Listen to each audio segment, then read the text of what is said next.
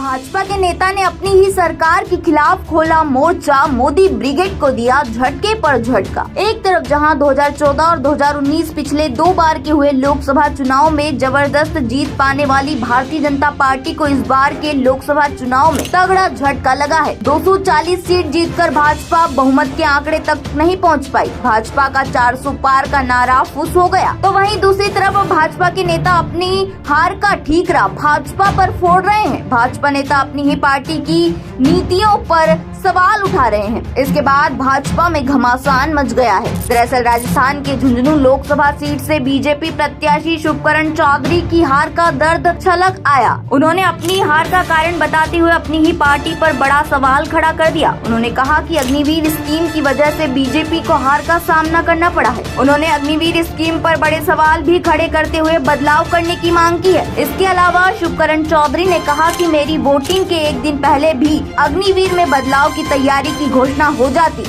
तो मैं चुनाव जीत जाता। अग्निवीर स्कीम की वजह से युवा हताश थे, जो बीजेपी की हार का प्रमुख कारण बनी। उन्होंने कहा कि युवाओं की यही निराशा बीजेपी को भारी पड़ी है। वहीं सियासी गलियारों में भी ये चर्चा है कि अग्निवीर योजना और 400 पार के नारे के कारण बीजेपी को इस बार काफी नुकसान हुआ। आपको बताते चले कि लोकसभा चुनाव में बीजेपी को राजस्थान में 25 में से 11 सीटों पर हार मिली है। बहरहाल आपको क्या लगता है, क्या वाकई भाजपा को अपना 400 पार का नारा भारी पड़ा या फिर अग्निवीर योजना? कमेंट बॉक्स में कमेंट करके जरूर बताएं।